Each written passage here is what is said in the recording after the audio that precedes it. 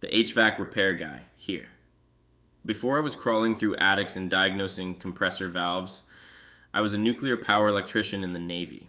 When you are responsible for the electrical integrity of a $1 billion reactor, you learn to look past the shiny paint and focus on the components that actually keep the lights on.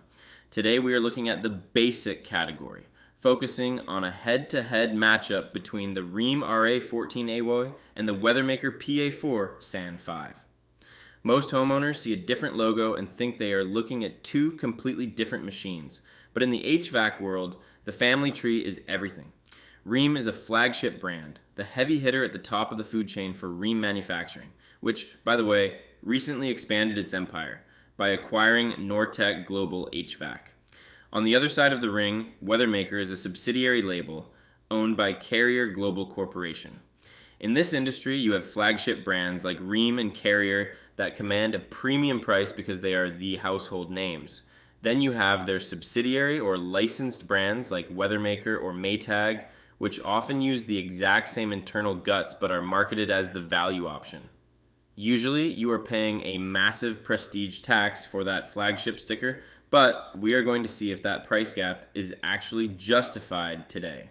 Let us start with the build quality, because the cabinet is the only thing standing between your investment and a stray hailstorm or a wayward weed whacker. The Rheem RA14AY comes standard with louvered panels. In my book, that is the gold standard for protection. It means the condenser coil is fully encased in steel slats that let air in but keep debris and impact out. The Weathermaker PA4 SAN 5, however, uses a wire grill. A wire grill is essentially a bird cage that leaves those sensitive aluminum fins exposed to the elements.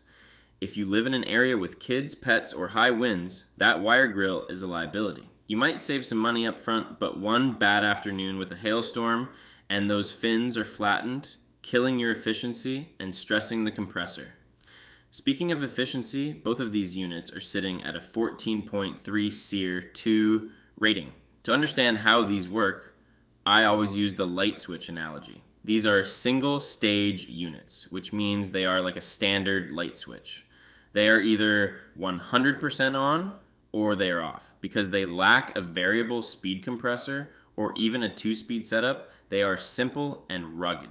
There is less to go wrong, which is why I often recommend these basic tiers for folks who want reliability over complex gadgets. But even though the internal performance is a dead heat, the Rheem pulls ahead on the noise front. It clocks in at 72 decibels, while the Weathermaker is a bit louder at 73. It might not sound like much, but when that unit is humming outside your bedroom window at 2 in the morning, every decibel matters. Now, let us talk about the real-world cost for the 2026 season. For a standard installation, you are looking at an average price of about $5,600 for the Rheem RA14AY. The Weathermaker PA4 SAN 5 is coming in significantly lower, averaging around $4,300. That is a $1,300 gap. This is where you have to decide if the flagship prestige and the better cabinet are worth the extra cash. Usually I tell people to go with the subsidiary brand if the guts are the same, but in this specific matchup, the Weathermaker is priced like a value brand because it is built like one. $1,300 is a lot of money, but you are trading away a massive amount of physical protection by opting for that wire grill. Before we get to the final word, here is a maintenance tip from the field. Once a year, take a garden hose and gently wash the dust and pollen out of your coils. Just do not use a pressure washer, or you will fold those fins over faster than a cheap suit.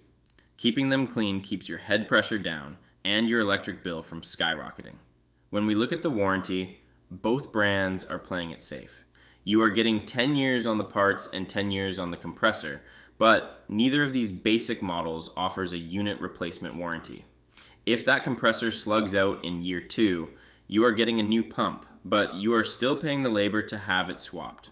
The verdict today comes down to that price to heritage ratio.